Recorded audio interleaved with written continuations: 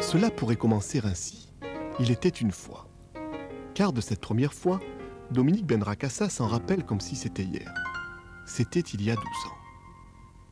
En pénurie de timbres, Do mima l'absent. Un dessin caricaturé, rehaussé de rouge à lèvres et d'un format timbré, prit cette place usuelle en haut à droite de l'enveloppe.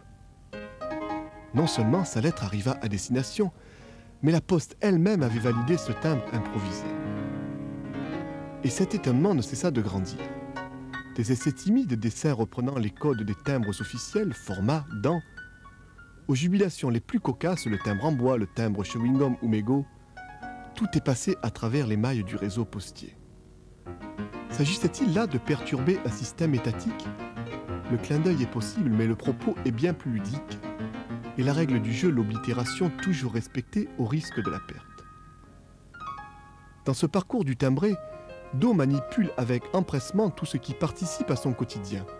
Sans a priori esthétique ni concept théorique, les informations et les pirouettes plastiques s'entremêlent savoureusement. Ponctuation d'une histoire personnelle, naissance de sa fille Léa, anniversaire, et d'une histoire sociale et politique, le timbre du mur de Berlin fut oblitéré 2 heures avant la chute du mur, massacre de Tiananmen, le sida, côtoie alors les gags les plus loufoques, lettre datée du 55 mars, timbre à 103 francs 46, concours mondial du spaghetti ou du milkshake. Certes, cette inspiration joue la carte de la dispersion. C'est ainsi qu'au jour le jour, Do emprunte avec humour, suivant l'humeur, le chemin détourné de nos émotions, révolte ou bonheur quotidien. Tour à tour grave ou léger, le personnage a finalement gardé ce pouvoir de l'enfance, celui de faire semblant, pour de vrai, de jouer pour de faux et inversement.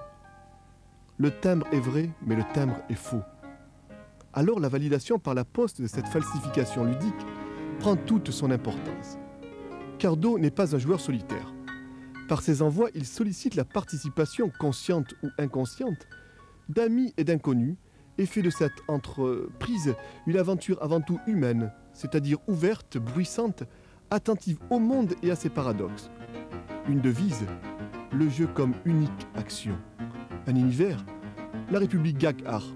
C'est peu dire. L'enjeu suit le fil de notre temps et de notre étonnement. Sandrine Delrieux, le 7 janvier 1993.